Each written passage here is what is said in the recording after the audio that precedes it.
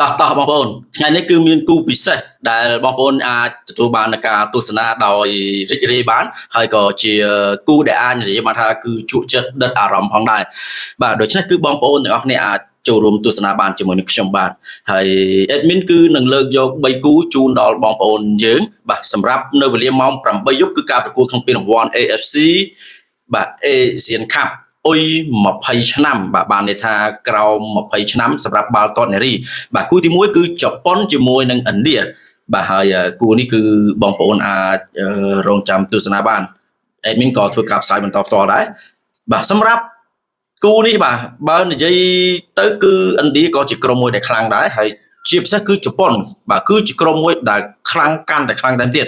បាទសម្រាប់5ប្រកួតចុងក្រោយជប៉ុនគឺចាញ់តែកូរ៉េខាងត្បូងមួយទេរីឯឥណ្ឌា5ប្រកួតចុងក្រោយគឺស្មើមួយប្រកួតហើយឈ្នះ4ប្រកួតដូចគ្នាបាទគឺស្មើជាមួយនឹងកាសាស្ថានបាទក្រុមទាំងពីរគឺអាចជួបគ្នានោះទេប្រិមិត្តយើងប៉ុន្តែសម្រាប់គូនេះគឺ admin ចង់ឲ្យប្រិមិត្តយើងធ្វើការលៃលោកបាទគឺលេង over បានបាទសម្រាប់គូមួយនេះហើយសម្រាប់គូទី2គឺបាទកូរ៉េខាងត្បូងបាល់ទាត់នារីកូរ៉េខាងត្បូងជាមួយនឹងជ័រដង់បាទជ័រដង់5ប្រកួតចុងក្រោយគឺឈ្នះតែ1ស្មើ1និងចាញ់3ប្រកួតឯណោះហើយកូរ៉េខាងត្បូងនោះមកឲ្យស៊ីគេសិតតែ10គ្រាប់15គ្រាប់5ប្រកួតគឺអាចចាញ់នោះទេឈ្នះតែ5ប្រកួតស៊ីទាំងជប៉ុនថែមទៀតអញ្ចឹងគឺខ្លាំងមែនតើសម្រាប់កូរ៉េខាងត្បូងដូច្នេះគឺបងប្អូនយើងអាចលៃលោកបានបាទជាមួយនឹងកូរ៉េខាងត្បូងបាទសម្រាប់គូចុងក្រោយគឺគូទី3បាទគឺពិសេសតែម្ដងបាទEl Clasico រវាង Barcelona ជាមួយនឹង Real Madrid នៅវេលាម៉ោង 11:45 នាទីយប់ក្នុងពានរង្វាន់ UEFA Champions League ប៉ុន្តែគឺផ្នែកវិញ្ញាសានារីនោះទេបាទហើយគូនេះគឺអាចនិយាយបានថា Barcelona គឺជាក្រុមដែលខ្លាំង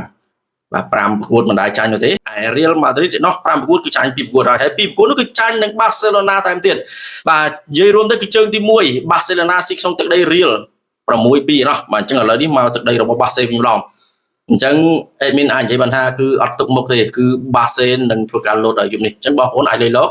ជាមួយនឹង Barcelona ក៏បានឬក៏ over ក៏បានមកសម្រាប់គូនេះហើយកុំភ្លេចទទួលបានការទស្សនាដែលគ្រាន់តែ join ក្រុម Telegram ពី comment ខាងក្រោមជួបជាមួយនឹងខ្ញុំបាន admin 7